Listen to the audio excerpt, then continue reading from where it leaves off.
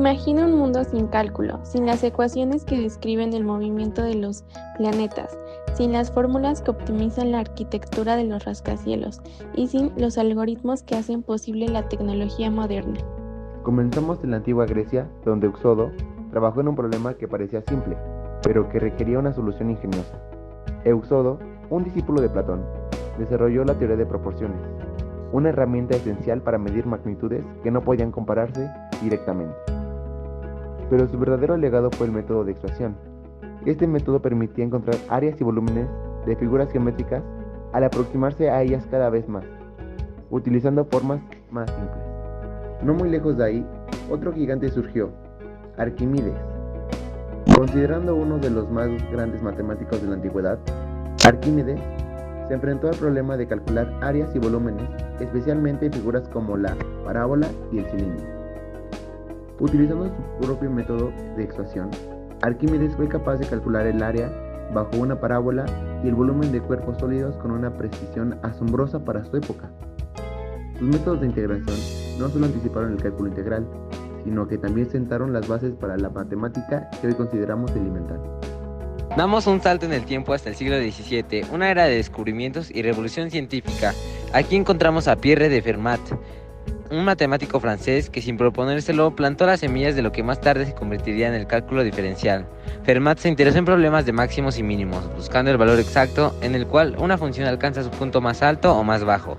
Aunque sus métodos no se consideraban parte del cálculo en ese momento, su trabajo con las tangentes de curvas fue clave en el desarrollo de la derivada, una de las herramientas más poderosas del cálculo. En Inglaterra, Isaac Barrow, un matemático y teólogo, fue el mentor de uno de los mayores genios de la historia, Isaac Newton. Pero antes de hablar de Newton, es importante reconocer la contribución de Barrow. Fue el quien primero formuló la relación inversa entre la derivada y la integral, un concepto que más tarde se convertiría en el teorema fundamental del cálculo. Y así llegamos a Isaac Newton. Newton, impulsado por la necesidad de comprender el movimiento de los planetas y las leyes de la física, desarrolló el cálculo infinitesimal. Su método de las fricciones y su trabajo con las series infinitas permitieron descomponer el cambio en sus partes más pequeñas y manejar conceptos tan abstractos como el movimiento y la gravedad.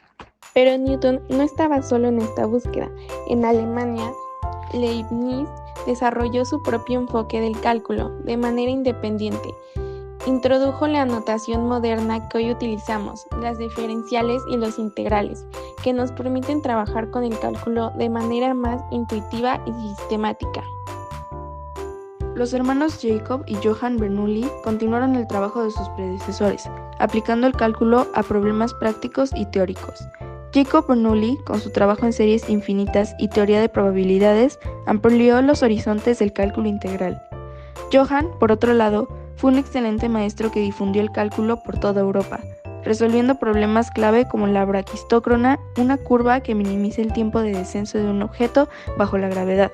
Este problema, resuelto mediante cálculo variacional, se convirtió en un hito en la historia del cálculo. Leonhard Euler emergió como una de las figuras más prolíficas en la historia de las matemáticas. Euler sistematizó el uso del cálculo, resolviendo ecuaciones diferenciales. Finalmente, llegamos a Agustín Louis Cauchy, quien llevó el cálculo a un nuevo nivel de rigor. Este formalizó el concepto de límite, la base en la cual se construye todo el análisis matemático.